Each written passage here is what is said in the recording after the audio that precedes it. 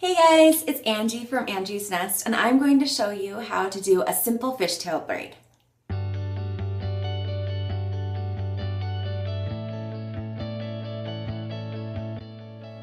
First, I like to air dry my hair when I braid it.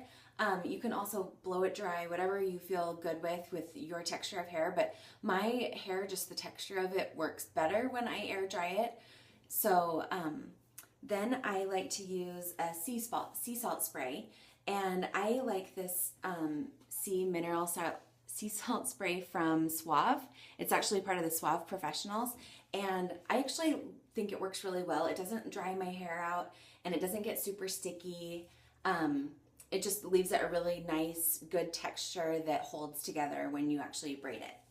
So I'm just going to spray it all over my hair. And also, if you want to wear your hair wavy and you want to braid it first, this stuff is really great for that too. Sometimes I'll just add a little bit into my hair and then braid it, and then that helps just set some of the natural wave that I have in my hair. So now that you have that sprayed, so if you are kind of a beginner to fishtail braiding, I like to actually add an elastic here. So and once you get used to it, you don't really need this elastic at the beginning, and you can cut it out or leave it in.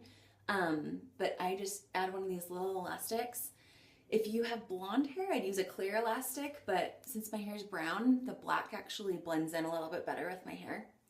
So secure it at the top like this, and then you are going to divide your hair in two sections. So just simple like that. I'm going to adjust my camera a little bit so you can see.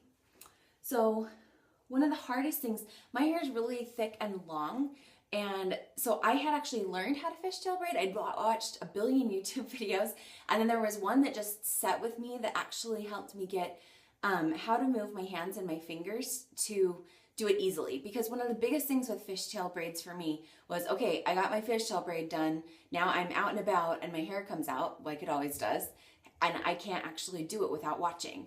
And so once I figured out how to move my hands this way, I can now do it easily, just not even watching. So divide it into two sections like this. And then what I like to use is my pointer fingers here. So I hold my main hair with this, and then my pointer fingers are what actually gets the hair to switch back and forth. So I grab just a little tiny section from the outside and cross it over and pull it into this side. And then a little section from here and cross it over. And so when I hold it like this, it allows me not to have to let go. So again, a little section from the outside, cross it over.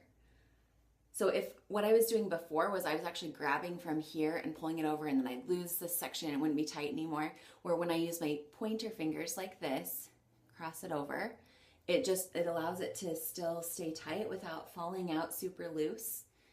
And I can pretty easily do this. Now make sure when you're doing it, you want to get small sections. If you get too large of sections, it actually starts to just look like a normal braid, in which case you may as well do the easier way and just do a normal braid. So I'm just going to crisscross back and forth.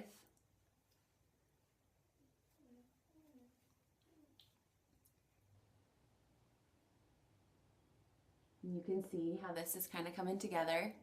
Now it looks nice and shiny, and that's partially because of the sea salt spray. It just really helps get it shiny and get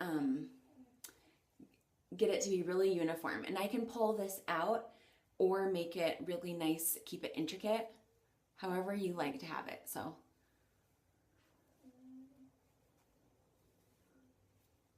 you can see that's starting to come through. Nice big thick braid.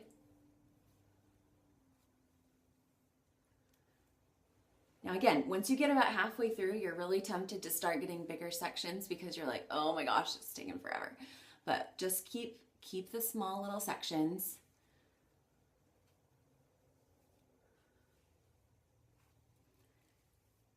And so now what happens? What happens over time is you'll actually get one section that might be longer than the other, or one section that's thicker than the other. And if you do that, you can go ahead and take a larger section over just to make it bigger. So this section on the left is a lot smaller than the one on the right for me.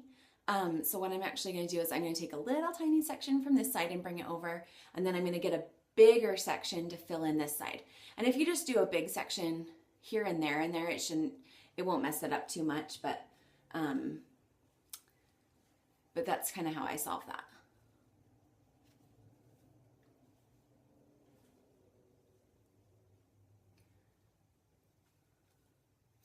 So my hair is very long, so it takes a long time to get all the way to the bottom.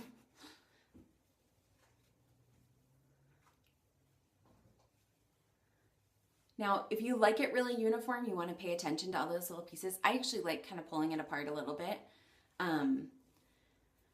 So I'm not too worried about it looking super uniform, because I like that kind of messy look. So once I get to the bottom here, you can see it's kind of hard to get the little intricate back and forth. So what I actually do when I get to the very end, because it doesn't really matter that much, is I just do a normal braid for the last few little runs here. So I split one of those into two pieces and then get it to a normal braid. And then I'm just going to secure it with an elastic like this on the ends.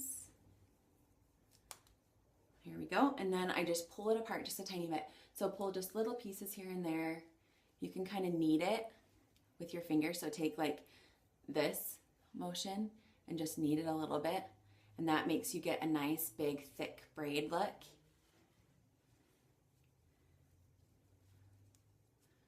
Like this. And so this is the finished product. You can see. And hope you enjoy.